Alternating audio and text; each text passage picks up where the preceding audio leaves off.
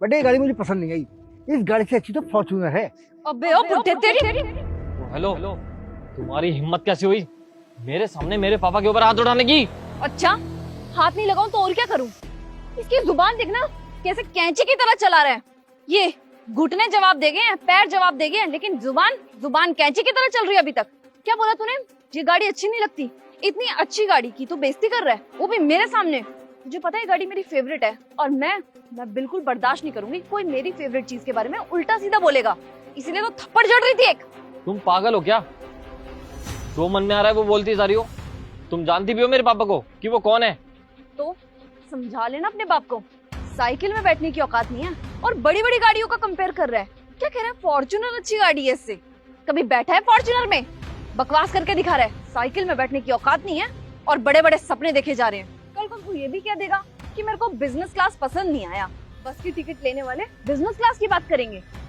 देखो, बस बहुत हो गया तुम्हारा। सोच समझ के अपनी जुबान चलाओ। मेरे पापा के बारे में कोई उल्टा सीधा बोले ना तो मेरे को बिल्कुल बर्दाश्त नहीं होता। अब इस जैसे भिखारी की बेइज्जती ना करूं तो और क्या करूं?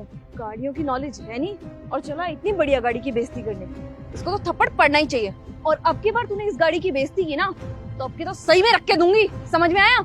मेरे पापा के ऊपर हाथ उठाओगी, वो भी मेरे सामने? हाँ लगाऊंगी तो। उससे पहले मैं रुक बेटा, देख बेटा, हमें अपने संस्कार नहीं भूलना चाहिए। क्या मैंने तुझे ऐसे संस्कार दिए कि एक लड़की पर हाथ उठाओ? लेकिन पापा ऐसे देखिए ना, जो मन में आ रहा है वो बोले जा रही है पागलों की तरह। बेटा, इसके ऐसे संस्कार है।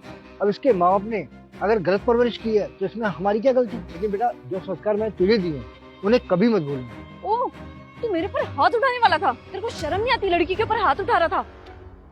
बेटा 1 सेकंड लगेगा, चिल्ला करके ना सारे सोसाइटी वालों को यहाँ पे इकट्ठा कर लूंगी और बोलूंगी तो मेरे को छेड़ रहा था। पुलिस थाने में जब चक्की पीसेगा ना तब समझ में आएगा कि एक लड़की की पावर क्या होती है। बस देख लिए पापा आपने, ये लड़की जो मन में आ रहा है वो बोले जा रही है और आप कह रहे हो कि। और रही बात इस गाड़ी की, तो मैं इस गाड़ी की कोई बुराई नहीं कर रहा। मैं बस ये कह रहा हूँ कि ये गाड़ी मेरी पसंद नहीं है। मुझे इसकी जगह फॉर्च्यूनर अच्छी लगती है, क्योंकि ये गाड़ी हम जैसे बुजुर्गों के लिए ठीक नहीं है। हाँ, फॉर्च्यूनर जो है वो कंफर्टेबल है। और मेरी पसंद क्या है, किसी और की पसंद क्या है, किसी की पसंद को जज करने वाली तुम होती कौन हो, ये तो बताओ। अबे ओ बुड्ढे, अपनी जुबान पे कंट्रोल कर ले। किसी दिन इसी जुबान की वजह से इतनी पिटाई खाएगा ना जिसकी कोई लिमिट नहीं होगी। और 1 सेकंड, तू होता कौन है?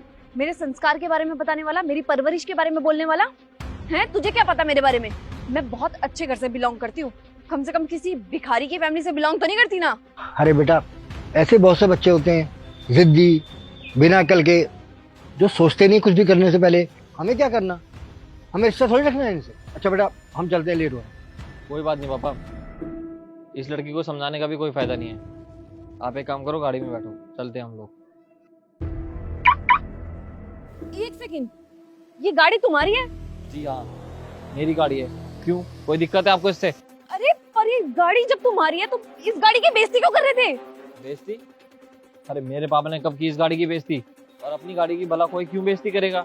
अरे पर अभी तो इन अंकल जी ने बोला है कि ये गाड़ी अच्छी नहीं है, इससे अच्छी फॉर्च्यूनर है। वो इसलिए क्योंकि पापा को इसमें चढ़ने में दिक्कत आती है और फॉर्च्यूनर में वो बहुत आराम से बैठ जाते हैं।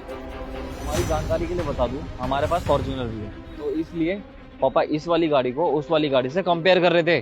और मुझे नहीं लगता कोई गाड़ी कंपेयर करने में बुराई है, और वो भी तब जब वो दोनों गाड़ियां अपने पास ही हो। अरे वो मेरे को नहीं पता था ये गाड़ी आपकी है और ये गाड़ी मेरी फेवरेट है, तो इसलिए मैंने बदतमीजी कर दी आपसे।